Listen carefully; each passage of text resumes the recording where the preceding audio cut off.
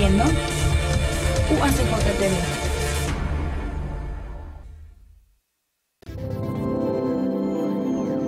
El siguiente programa es clasificación A, apto para todo público.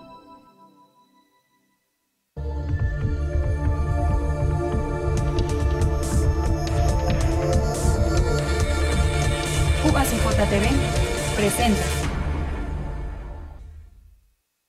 Amigos, ¿qué tal? ¿Cómo están? Qué bueno que nos acompañan. Bienvenidos a este espacio de énfasis. Gracias por estar con nosotros. El día de hoy me acompaña nuestra compañera Gabriela Hernández.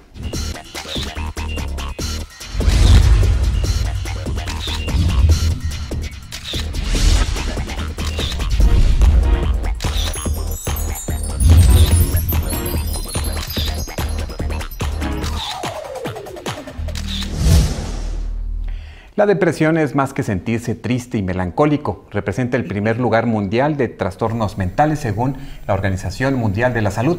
En ese contexto, casi 300 millones de personas sufren depresión, lo que equivale a un 4.4% de la población mundial. La Organización Mundial de la Salud pronostica que para el 2020 la depresión será la segunda causa de discapacidad en el mundo y la primera en países en vías de desarrollo como México. La depresión es la principal causa mundial de discapacidad. En los casos más graves, la depresión puede llevar al suicidio. En situaciones de emergencia humanitaria, 1 de cada 5 personas sufre depresión y ansiedad. La depresión y la ansiedad cuestan a la economía mundial $1 billón al año.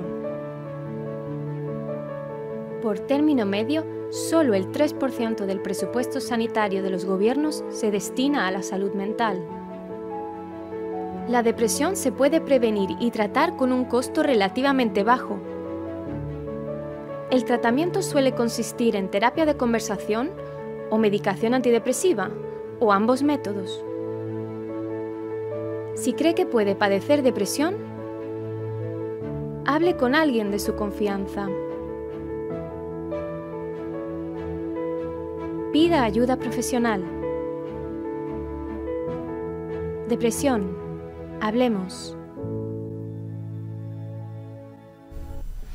Bien, y precisamente para hablar sobre este tema nos acompaña el día de hoy el doctor Mario Astorga, profesor investigador de la UACJ, quien está aquí con nosotros. Maestro, ¿qué tal? Gracias por acompañarnos. Gracias por la invitación.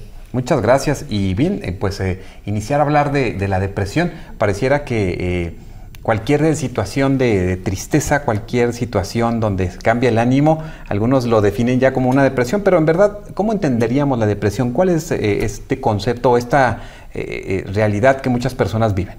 Primero hay que revisar que la depresión es una enfermedad que pertenece a la categoría de trastornos mentales.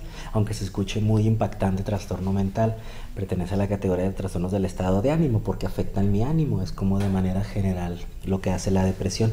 Es una enfermedad, no es una condición, no es una debilidad, no es una cuestión de personalidad. Es una enfermedad clínica que después de mucho tiempo se puede elevar en niveles. Hay leve, moderado y grave. Y tiene que ver hay síntomas como desesperanza, como tristeza permanente.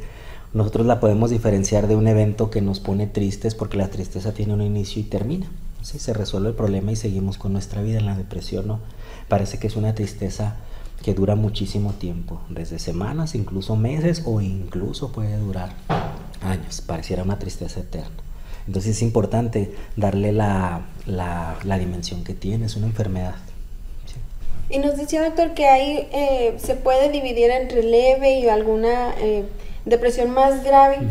Desde que se pronostica o se diagnostica como una depresión leve, ¿se debe de llevar al tratamiento? Sí, ya. El que sea leve no significa que no se le dé importancia. ¿Sí? La levedad tiene que ver porque apenas estos síntomas que yo tengo están afectando algunas áreas de mi vida, pero todavía me da pie a que yo pueda seguir con mis actividades diarias. Sin embargo, si la dejo sin tratamiento, puede agudizarse, pasar a moderada o incluso pasar a grave. Entonces, sí es importante que desde que esté en ese nivel, atenderse. Y precisamente pues la prevención de trastornos mentales en México continúa pues aumentando la prevalencia de muchas de estas enfermedades, y precisamente tenemos esta participación de nuestros amigos de la UNAM, quienes nos hablan un poco más sobre este tema.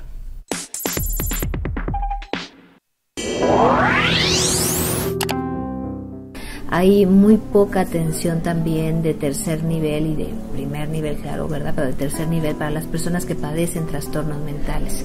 Hay una gran cantidad de estigma hacia las personas que padecen trastornos mentales, y eso impide que reciban un tratamiento efectivo, adecuado, oportuno, a tiempo, y entonces el poder instaurar días como estos nos hace recordar lo importante que es seguir formando profesionales en el campo, generando estrategias de prevención efectivas, promoviendo la salud, la detección temprana de síntomas que se pueden resolver antes de que progresen a niveles de la enfermedad mucho más severos, porque una persona con un trastorno mental puede tener una vida saludable, con calidad, llena de beneficios, e inclusive ser autónoma. Promover la salud y prevenir es lo fundamental. O sea, todos podemos llegar a sentir tristeza, desamparo, ¿no? Ciertos periodos de depresión, momentos como estos en los que, ¿no?, un desastre nos desata estas sensaciones a flor de piel de tristeza. No esperar, si siento que necesito apoyo, que puedo solicitar ayuda psicológica para prevenir cualquier trastorno mental, hagámoslo. Si tengo estos pequeños síntomas de tristeza constante, de malestar, que no me permite llevar mis actividades cotidianas, que no me permite convivir con placer y satisfacción con la familia, con los hijos, busquemos ayuda, no esperemos a que se desate un trastorno en el que yo puedo estar a lo mejor 6 meses sin levantarme de la cama, ¿no? Buscar ayuda, orientación, asistir a los programas de prevención que hay en muchas instituciones, desde salud de primer nivel hasta tercer nivel, para prevenir los trastornos mentales. Puedo pedir ayuda antes de eso. Los trastornos mentales se pueden prevenir. Por ejemplo, las personas que tienen antecedentes por esquizofrenia en las familias, si evitan el consumo de marihuana, es muy probable que puedan llevar una vida normal y nunca se desate la esquizofrenia. Pero cuando tengo antecedentes de esta enfermedad y además lo combino con uso de marihuana, es muy probable, ¿no? 9 de cada 10 personas que tienen ese antecedente de enfermedad mental y consumen la sustancia van a disparar el trastorno y van a dejar de ser autónomos, independientes, de tener una calidad de vida. Entonces yo no me esperaría a tengo ABC, ¿qué síntomas? No, con uno que tenga no significa que tengo el trastorno, pero sí significa que puedo pedir ayuda, que puedo concentrarme en resolverlo, en empezar a sentir placer, en tener actividades recreativas, una vida familiar más coherente, en buscar metas, en establecerme metas para tener una vida más saludable. Bien, precisamente la doctora Silvia Morales plantea este punto de las adicciones. ¿Cuándo esto, indudablemente, pues una adicción perjudicará a la persona en su desarrollo normal? Pero, por ejemplo, personas que puedan tener tendencias a quizás, sí, esquizofrenia o algún otro padecimiento mental, ¿se agudiza esta enfermedad? En el caso de la depresión, por ejemplo, precisamente platicaba hoy de un caso relacionado con depresión.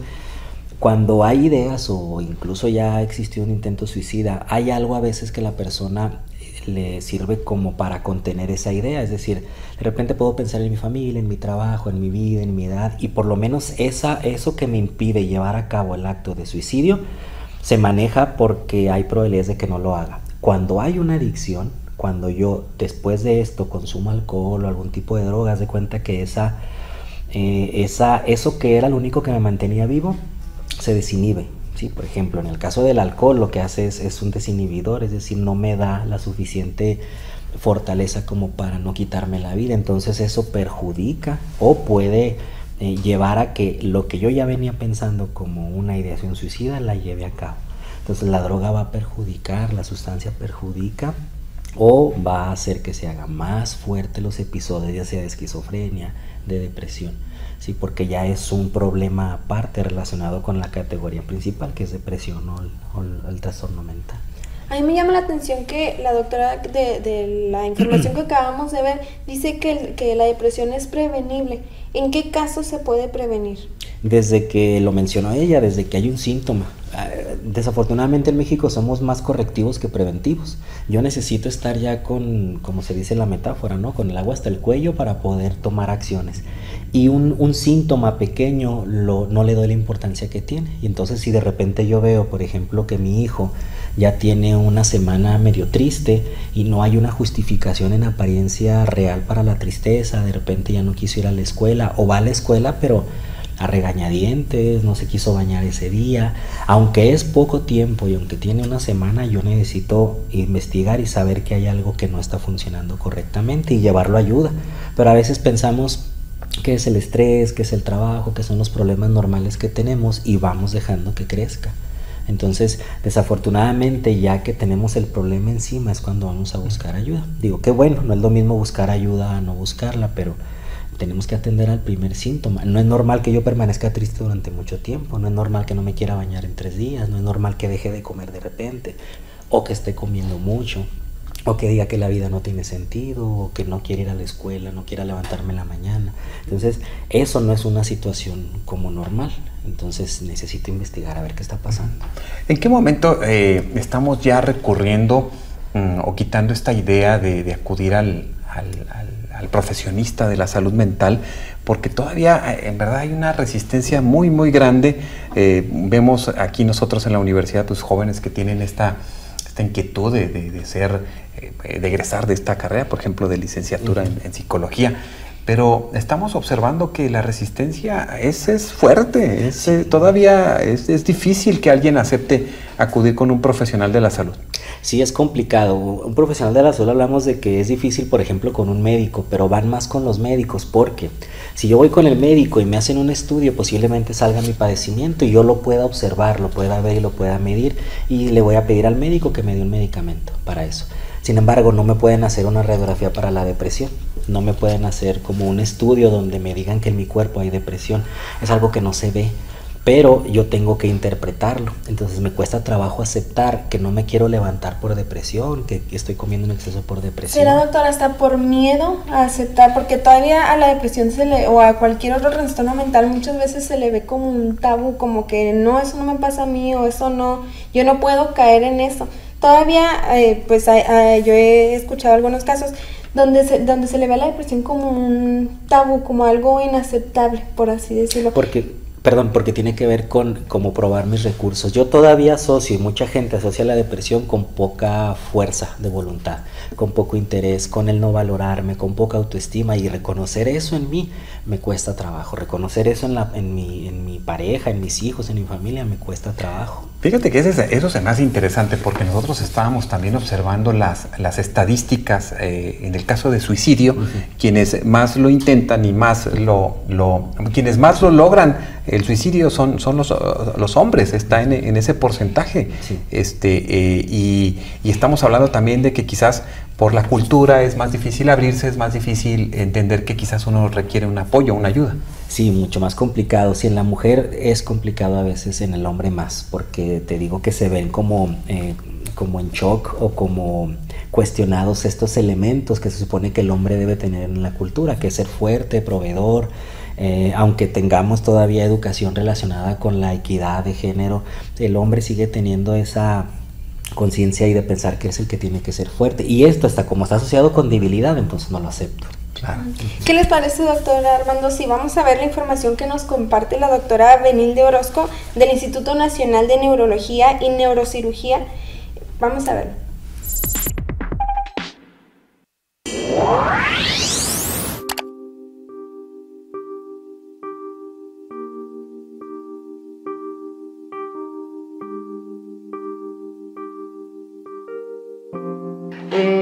Bueno, aproximadamente, según la última encuesta que hizo el Instituto Nacional de Psiquiatría, porque en realidad no tenemos buenos datos epidemiológicos aquí, aproximadamente el 3.3% de la población en este momento mexicana se encuentra deprimida. Bueno, los síntomas son muy estrictos de acuerdo a manuales y criterios diagnósticos que utilizamos los médicos psiquiatras, pero básicamente el individuo, la persona, tiene que tener tristeza, y o disminución en el interés, digamos, por las cosas que le generan interés, que se llama anedonia, por un mínimo de 2 semanas, acompañado de alguno de los siguientes síntomas, que puede ser disminución o aumento en el apetito y por lo tanto en el peso, disminución o aumento en la actividad motora, o sea, puede haber lentificación o al contrario cierta agitación, puede haber también disminución en la concentración, la capacidad para concentrarse, ideas o pensamientos catastróficos e ideación suicida, que puede ser, pues bueno, que se presenta en muchos de los casos. Son más comunes los intentos suicidas en las mujeres, pero quienes realmente consuman suicidio exactamente son los varones. La gravedad puede ser desde episodios leves, moderados a severos.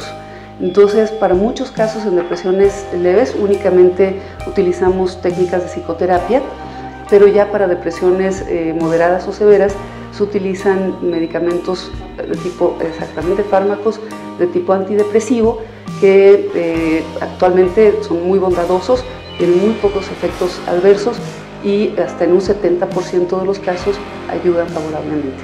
Si el paciente presenta ideas suicidas o síntomas psicóticos, o sea, fuera de la realidad, entonces la indicación primaria, aunque no lo crean, es la terapia electroconvulsiva.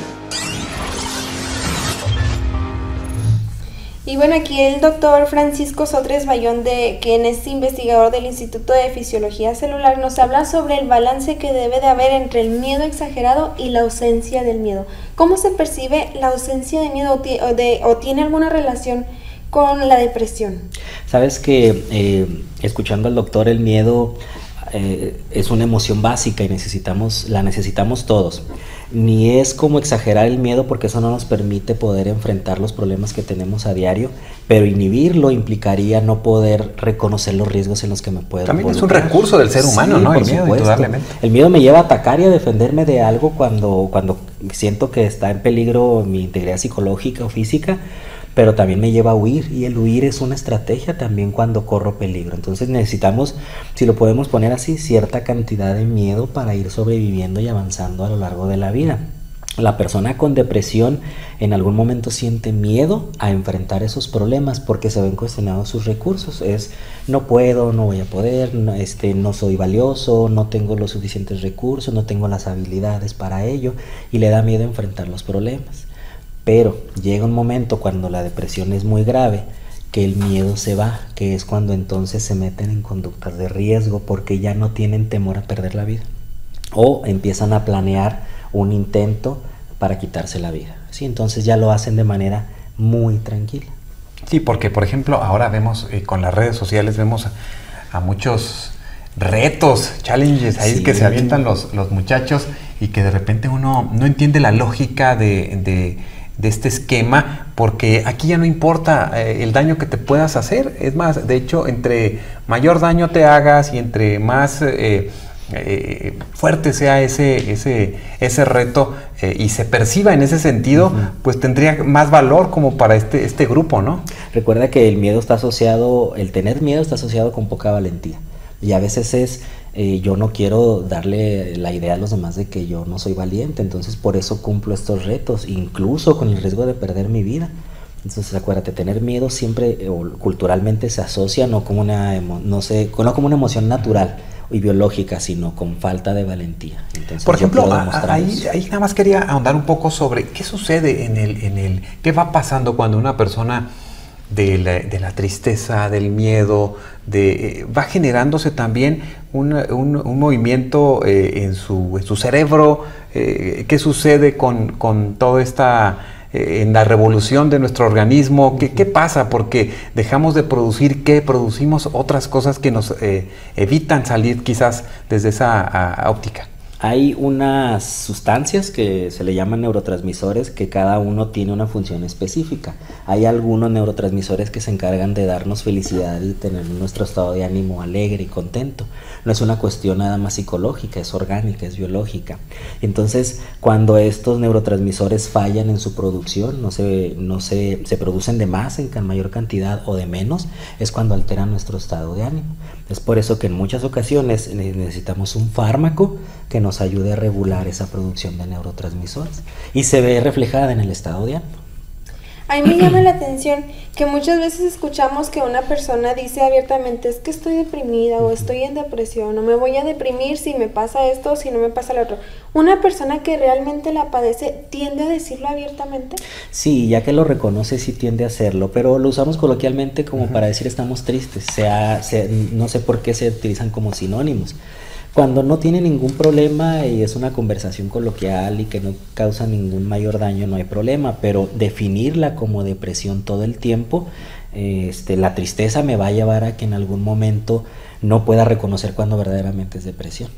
Bueno, si pensamos en ocasiones acudir a un psicólogo, acudir a un psiquiatra, doctor Astorga, es más difícil. ¿Y cómo hacer este balance en ocasiones cuando la depresión no solamente requiere de esta presencia con el psicólogo, de este diálogo, de esta charla, de darle estas pistas, sino inclusive una cuestión médica? Sí, es difícil asociar el padecimiento que tengo con un psiquiatra, cuesta mucho trabajo, pero parte del trabajo de nosotros los psicólogos es informarle e ir quitando los mitos que se tienen de la profesión. Y yo regularmente a la hora de darle indicaciones les digo que es importante esta parte del fármaco, que es el único especialista que me puede dar una receta o me puede dar un tratamiento de ese tipo. Que aunque hay médicos de otras especialidades que puedan darme una receta para ese fármaco, el que tiene conocimiento es él. Y entonces voy bajando la ansiedad y la preocupación por los mitos que se tiene del psiquiatra o del propio medicamento. Y la mayoría atiende bien, sigue su tratamiento y sale al fin y al cabo de esta situación. Mencionó ahorita que a veces cuesta mucho trabajo el aceptar que se requiere de esta ayuda profesional, pero muchas veces también desde el ámbito económico, muchas personas que sufren de esto no tienen los suficientes recursos para asistir a una ayuda profesional. ¿Desde qué punto se podría abordar este padecimiento si no se tiene por el lado económico para acercarnos a un profesional? ¿Qué otras actividades puede realizar alguien que sabe que tiene la depresión? Sabes que afortunadamente ya hay apoyo como el Seguro Popular, que saben que se lo puede tener cualquier persona que no tenga incluso profesión, y hay apoyo psiquiátrico. Obviamente el medicamento, algunos tipos de antidepresivos son caros y el tratamiento es muy largo, entonces implicaría para quien lo hace en consulta privada tener un ingreso económico importante, pero para quien no lo tiene hay este tipo de apoyos.